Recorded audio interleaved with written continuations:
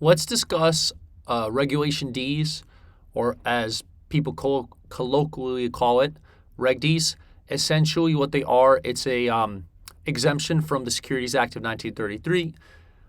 Securities Act of 1933 governs new issues. So basically, essentially, you're able to sell securities without registering them, as long as you're selling it to certain investors. That's kind of like the short end of it.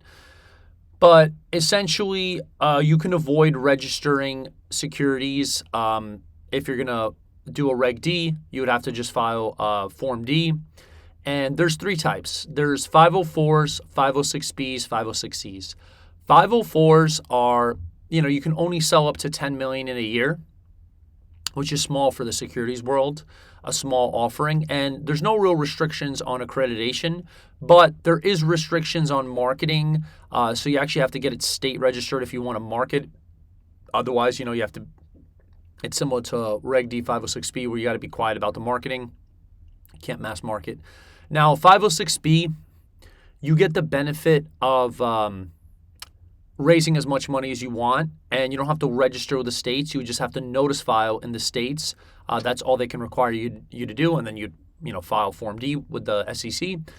And you can raise as much money as you want, and you're mainly restricted to accredited investors, so you can sell them as many accredited investors as you want, but you are allowed to have 35 non-accredited but sophisticated investors, meaning they kind of, they're knowledgeable about the financial space. Can't just be a rando. And yes, and the other distinction with 506B is that you're not allowed to mass market.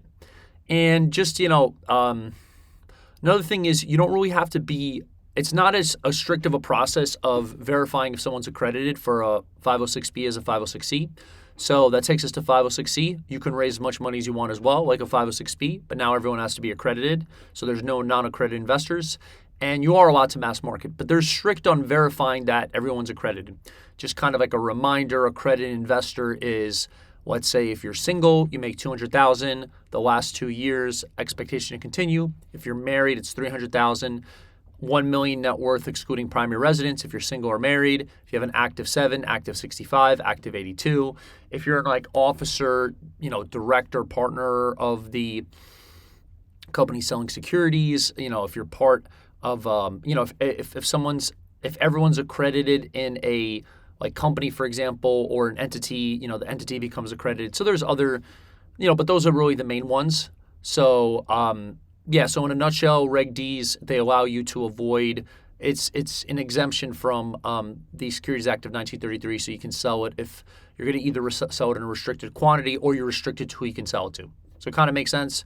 And another thing is you would usually sell through what's called, instead of prospectus, you use an offering memorandum, and the securities bought would be considered exempt on the state level, and they would have a 6-month holding period. So before resell. And that kind of takes us back to Rule 44. And if it's going to be control and restricted stock, now you have the 6-month holding period and the volume limitation, which is 1% of outstanding shares or the average weekly traded volume over the past month. So I hope that makes sense. Please like and subscribe and listen for more. Have a great day.